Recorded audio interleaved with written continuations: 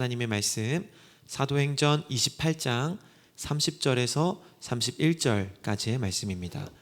두 절의 말씀이므로 우리 다 같이 한 목소리로 읽도록 하겠습니다. 바울이 온 이태를 자기 셋집에 머물면서 자기에게 오는 사람을 다 영접하고 하나님의 나라를 전파하며 주 예수 그리스도에 관한 모든 것을 담대하게 거침없이 가르치더라. 아멘. 네, 오늘 저는 이 사도행전 28장의 말씀을 통하여서 끝이 아닌 시작이라는 제목으로 우리 성도님들과 하나님 말씀 같이 살펴보고자 합니다. 우리 성도님들 혹시 용두삼이라는 말 아시나요? 이 말은 용의 머리와 이 뱀의 꼬리다 라는 뜻으로 시작은 아주 좋았지만 끝은 좀 빈약하다, 좋지 않다 이런 의미를 담고 있습니다. 그래서 처음이 시작하는 것처럼 끝맺음도 굉장히 중요하다라는 것을 강조하는 말이죠. 그래서 우리는 이것을 우리의 초심을 돌아보며 우리의 처음과 끝이 같아야 한다 이럴 때 사용을 하곤 합니다. 보통 우리가 이 말을 언제 많이 사용하는지 보니까 드라마를 볼 때 많이 사용하는 것 같아요. 처음에 이 드라마를 시작했을 때는 이 드라마가 굉장히 재미있고 잘 짜여진 대본처럼 최고다 이렇게 이야기하면서 드라마가 흥행을 이끄는 드라마가 있는데 꼭 끝에 가면은 이 드라마가 허무하게 끝나거나 이 이야기들이 제대로 끝맺음을 맺지 않아서 끝낼 때 우리는 이 드라마를 용두삼이다 이렇게 이야기하고는 하죠. 우리는 지금 이 사도행전을 처음부터 시작해서 오늘 마지막 장인 28장까지 다다르게 되었습니다. 과연 하나님의 말씀은 여느 드라마와 같이 용두삼이로 끝이 났을까요? 우리가 뭔가 하나님의 말씀인 성경을 감히 용두삼이다 이렇게 이야기하는 것이 조금 불편한 마음이 있지만 한편으로 이 사도행전은 조금 찝찝한 결말을 맺고 있기는 합니다. 왜냐하면 이제까지 사도행전에서는 전반부에는 베드로의 이야기 또 후반부에는 사도 바울의 이야기를 통하여서 그 이야기의 시작과 끝을 굉장히 잘 맺어주었기 때문에 우리가 사도행전을 읽으면서 다른 불편함이 없이 되게 재미있고 이 베드로와 사도 바울의 이야기가 흥미진진하다 이런 부분들을 느낄 수가 있었습니다. 이 사도행전 앞에서는 사도 바울의 1, 2, 3차 전도여행을 시작하는 것부터 끝나는 것까지 너무 잘 기록을 해주고 있었기도 하고 또 이 바울이 계속해서 로마로 가서 복음을 전하고 싶어 하지 않았습니까? 그런데 이 사도행전 28장에서는 마침내 바울이 로마에 도착하는 이야기를 우리에게 줌으로써 우리에게 앞으로 이 바울이 로마에서 어떤 이야기를 그려나갈지 또 하나님의 놀라운 역사를 어떻게 이루어 나갈지에 대한 궁금증과 호기심 또 기대감을 우리에게 주고 있는데 막상 이 사도행전 28장을 살펴보면 이 로마에서의 바울의 이야기가 어떻게 이어져 나가는지 또 이 복음 때문에 이 로마에 끌려온 바울이 이 로마에서 어떠한 심판, 어떠한 결과를 맺게 됐는지에 대한 내용을 그리지 않고 이 사도행전이 끝을 내다보니 그 끝이 약간은 허무하다라고 이야기할 수가 있다는 것이죠. 우리가 기대했던 이 로마에서의 바울의 삶을 그려주지 않고 또 우리가 기대했던 복음을 전하는 자가 과연 결국에는 어떠한 결과를 맺는가에 대한 이 끝맺음이 없이 그냥 바울이 로마에서 복음을 전했다. 끝. 이렇게 하면서 사도행전이 끝을 맺고 있다 보니까 우리에게는 약간 허무한 결말처럼 느껴질 수가 있다는 겁니다. 하지만 우리가 이 사도행전을 허무한 결말이다라고 느끼는 것은 바로 이 사도행전의 주인공을 사도 바울로 봤기 때문입니다. 이 이야기의 주인공이 사도 바울이라고 생각을 하니까 마지막도 사도 바울의 이야기로 잘 끝내야 될 것 같은데 그 끝맺음을 잘 하지 못하니 막 용두삼이다. 이게 좀 별로 좋지 않은 끝맺음이다 라고 생각을 할 수 있다는 것이죠. 하지만 이 사도행전의 이야기의 주체가 누구입니까? 이 사도 바울이 아니라 바로 하나님, 곧 성령님이십니다. 그래서 이 사도행전을 성령행전이라고 부르기도 한다고 하지 않았습니까? 그래서 이 사도행전은 처음부터 끝까지 바울의 이야기가 아니라 바로 성령 하나님의 이야기였기 때문에 이 이야기의 끝을 살펴보면 그 이야기가 성령님의 이야기로 잘 맺었다라고 볼 수가 있습니다. 이 성령님의 관점에서 본다면 이 사도행전의 제일 처음에 어떤 말씀이 기록되어 있냐면 우리가 잘 아는 말씀입니다. 사도행전 1장 8절 말씀인데요. 이런 말씀이 기록되어 있죠. 오직 성령이 너희에게 임하시면 너희가 권능을 받고 예루살렘과 온 유대와 사마리아와 땅끝까지 이르러 내 증인이 되리라 하시니라. 아멘. 하나님의 말씀이 이렇게 시작합니다. 처음에는 이 사도행전에 성령이 임하지도 않았고 이 성령이 땅끝까지 이르러 복음의 증인을 만들지도 않았던 상태였습니다. 그런데 이 이야기를 시작으로 성령이 이곳 가운데 이 땅에 임하게 되었고 조금씩 예루살렘과 온 유대와 사마리아와 땅끝까지 이르러서 점진적으로 성령님의 복음이 확산되었다는 것이죠.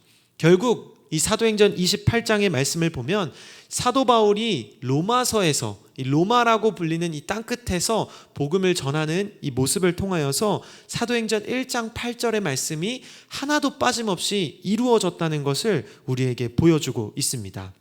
결국 이 28장의 이야기를 통하여서 저자가 우리에게 가르쳐주는 것은 이 사도행전의 주인공은 바울이 아니라 누구다? 바로 성령님이다 라는 것을 우리에게 보여주고 있는 겁니다.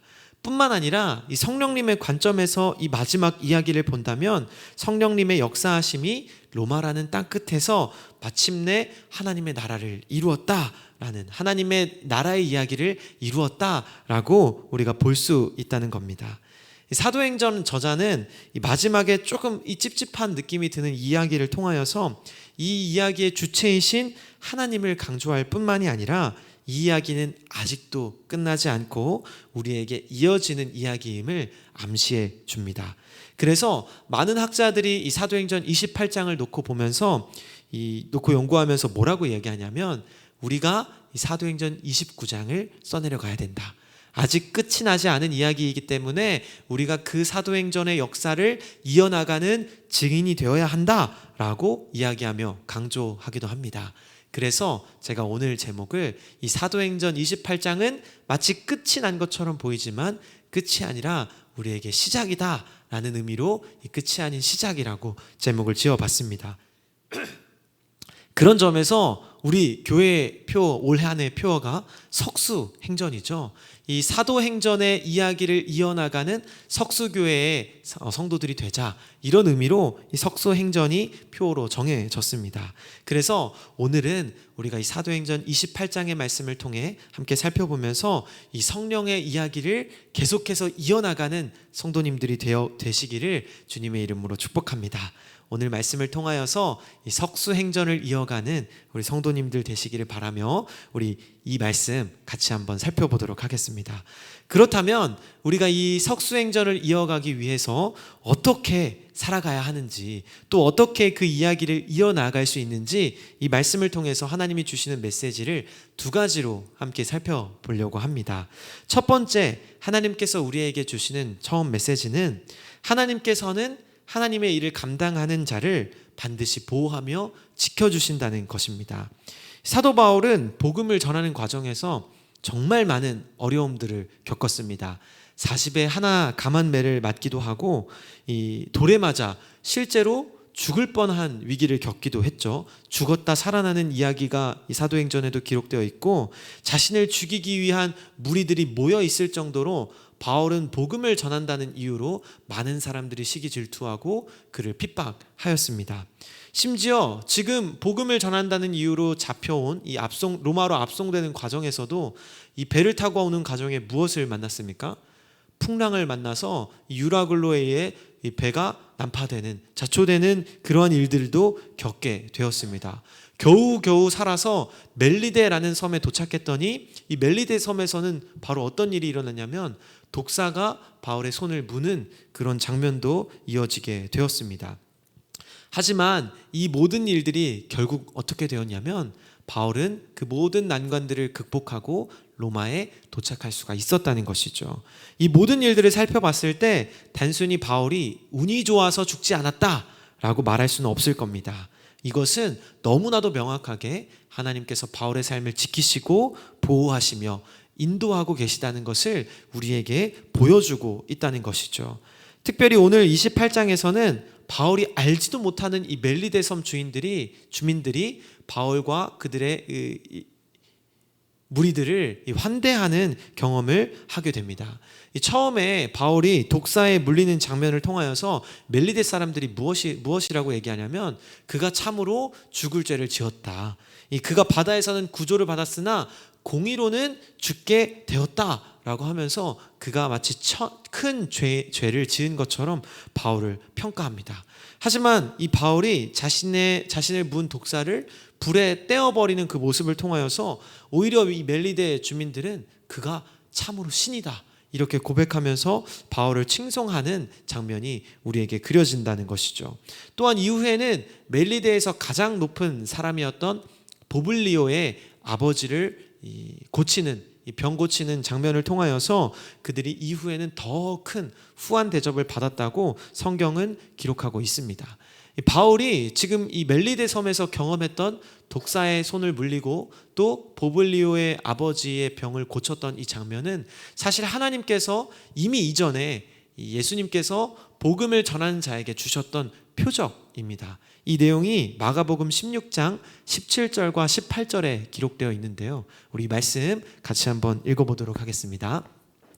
믿는 자들에게는 이런 표적이 따르리니 곧 그들이 내 이름으로 귀신을 쫓아내며 새 방언을 말하며 뱀을 집어 올리며 무슨 독을 마실지라도 해를 받지 아니하며 병든 사람에게 손을 얹은즉 나으리라 하시더라. 아멘. 이 말씀을 예수님께서 누구에게 주었냐면 너희들은 가서 이제 복음을 전해라.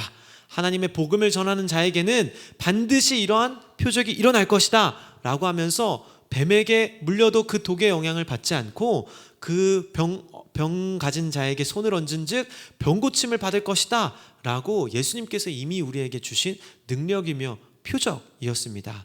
지금 그 표적을 가지고 바울이 이 멜리데 섬에서 그 표적을 행하며 하나님의 복음 전하는 자로서의 그 사명을 잘 감당하고 있다는 것이죠. 이렇듯 하나님께서는 자신의 복음을 전하는 자를 보호하며 지켜주신다는 사실을 이 사도행전 28장은 우리에게 강조하며 보여주고 있습니다. 하나님의 선하신 인도하심을 받고 있는 이 바울이 결국에 멜리데 섬을 거쳐서 로마라는 땅에 도착하게 되었습니다. 그런데 지금 바울은 어떤 상황, 어떤 신분이었는지 우리 성도님들 기억하시나요? 지금 로마로 이 복음을 전했다는 이유로 죄인으로 압송되는 과정이었습니다. 그래서 로마에서 심판을 앞두고 있는 과정이었기 때문에 바울은 로마에 오자마자 가택연금 상태에 당하게 됩니다. 그래서 이 바울은 무려 2년 동안 로마에 갇혀 지내게 되었는데요. 오히려 이것은 바울에게 복음을 전할 아주 좋은 기회가 되었습니다. 이 바울은 로마에서 가택연금 상태, 감옥에 지내면서 새로운 사람들을 만나며 복음을 전하는 일에만 몰두할 수가 있었다고 성경은 기록하고 있습니다. 이 사도행전 28장 23절의 말씀인데요. 이 말씀도 우리 같이 한번 읽어보겠습니다.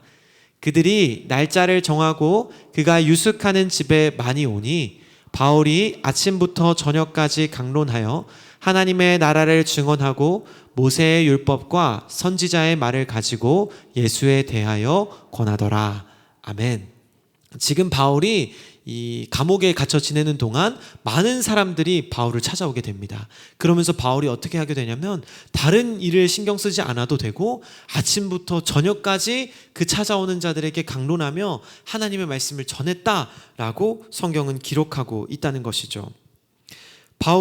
하나님께서는 바울이 갇힌 이 지역에, 이 장소에 계속해서 사람들을 보내어 주었고 바울은 다른 일이 아닌 이들에게 복음을 전하는 일만에 몰두할 수 있었습니다. 그들 중에는 하나님의 말씀을 받는 자들도 있었고 또 하나님의 말씀을 받지 않는 자들도 있었지만 바울은 그것에 개의치 않고 계속해서 복음을 전하는 일에 집중했다라고 성경은 기록하고 있습니다.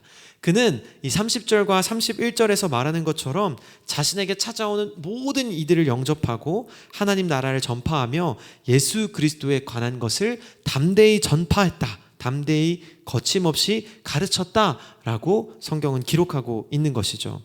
여기서 우리가 이 30절과 31절 말씀에서 핵심적으로 살펴봐야 할 메시지가 바울이 하나님 나라를 전파하며 그리스도에 대한 것을 가르쳤다라고 하는 겁니다. 여기서 전파하다라는 이 단어의 원어를 살펴보면 공적으로 외치다 이런 의미를 가지고 있는데, 가르치다라고 하는 이 단어는 지속적으로 사람들에게 가르치며 그 말씀을 설명했다라고 하는 의미를 담고 있습니다. 따라서 하나님께서 이 말씀을 통해 이 하나님의 복음을 전하는 우리가 가져야 하는 태도가 어떠해야 하는지 말씀해 주고 있다는 것이죠. 하나님의 말씀을 전파하는 일도 감당해야 하고 또 동시에 무슨 일도 감당해야 하냐면 하나님의 말씀을 가르치는 자, 그 사람들에게 그 말씀을 설명하며 이해시키며 가르치는 일도 감당해야 한다고 이야기하고 있습니다. 우리는 때로 이 말씀을 전해야 한다, 복음을 전파해야 한다라는 말씀을 기억할 때 어떤 것에만 집중하냐면 앞의 내용들, 복음을 전파해야 한다라는 내용만 신경 쓸 때가 있습니다. 그리고 말씀을 가르치는 일은 마치 교회 목사님들, 교육자님들이 해야 되는 일이다 라고 생각할 때가 있다는 것이죠. 하지만 예수님께서는 이 일에 대해서 우리 모두가 이 복음을 가르치는 자라고 말씀해 주셨습니다. 그 말씀이 마태복음 28장 19절과 20절 말씀에 나와 있는데요, 이 말씀은 제가 한번 읽어드리겠습니다. 그러므로 너희는 가서 모든 민족을 제자로 삼아 아버지와 아들과 성령의 이름으로 세례를 베풀고 내가 너희에게 분부한 모든 것을 가르쳐 지키게 하라. 볼지어다 내가 세상 끝날까지 너희와 항상 함께 있으리라 하시니라. 아멘. 여기서 예수님 말씀하실 때 너희들은 가서 목사들만 가서 복음을 가르쳐라 라고 이야기하고 있습니까? 아니죠. 너희들은 가서 모든 민족을 제자 삼으라 라고 이야기하면서 하나님께서 이 지상 명령을 우리에게 주셨다는 거죠. 따라서 여기에 계신 성도님들도 예수님의 이 명령을 가진 자로서 단순히 복음을 전파하는 일에만 그치는 것이 아니라 이 복음을 가르치는 일도 감당해야 한다는 것입니다. 이 일을 우리가 누구에게 할 수 있겠습니까? 우리 주변에 있는 또 이웃들, 또 우리 주변에 있는 권사님들, 할머님들, 친구들, 또 우리 손자, 손녀, 이 자녀들에게 우리가 이 말씀을 가르칠 수가 있습니다. 우리가 성경을 몰라서 잘 가르치지 못한다는 것이 아니라 그냥 우리가 가지고 있는 하나님에 대한 복음만큼은 우리가 분명하게 있지 않습니까? 이 복음이 무엇인지 우리가 그 자녀들에게, 우리 이웃들에게 잘 전하며 가르쳐야 한다는 것입니다. 그래서 이 말씀이 하나님께서 우리에게 주신 명령임을 기억하면서 오늘 말씀을 기억할 때 이 사도행전의 이 뒷이야기를 이어가는 우리 성도님들이 되시기를 주님의 이름으로 축복합니다. 제가 중간에 이 대지를 빼먹었는데 아까 앞에는 처음에는 하나님께서는 우리 하나님의 일을 감당하는 자들을 지켜주시며 보호하신다는 것이고, 두 번째로 하나님께서 우리에게 말씀하신 것이 바로 이 하나님의 말씀을 담대하게 거침없이 가르치며 전파하라 라는 겁니다. 그래서 처음으로는 하나님이 우리에게 주신 이 보호하심과 인도하심을 따라서 우리가 어딜 가든지 담대함으로 나아가고, 또 두 번째로는 하나님께서 우리에게 주신 이 말씀을 가지고 복음을 전파하며 가르치는 자들로 우리가 섰으면 좋겠습니다. 오늘 이 말씀을 맺겠습니다. 정리하겠습니다. 우리가 이 사도행전 28장은 끝이 아니라 시작이라고 했습니다. 특별히 올 한 해 우리 교회의 표어가 석수 행전인 것처럼 우리 성도님들이 이 앞으로의 석수 행전을 기록하는 성도님들이 되시기를 축복합니다. 그 일들을 감당할 수 있는 힘은 하나님께서 우리를 지켜주시며 보호하시기 때문입니다. 또 그리고 그 일들을 우리는 어떻게 감당해야 하냐면 하나님께서 우리에게 말씀하신 것처럼 복음을 전파하며 또 그 복음을 가르치는 일에 힘써야 한다는 것이죠. 따라서 오늘 말씀의 제목처럼 이 사도행전 28장은 끝이 아닌 시작입니다. 우리 성도님들이 이 말씀을 기억하면서 사도 바울이 기록했던 이 사도행전 28장의 기억들을, 이 바통들을 이어받아서 사도행전 29장 또 30장 계속해서 이 말씀들을 써내려가는 우리 성도님들이 되시기를 주님의 이름으로 축복합니다. 아멘. 우리 함께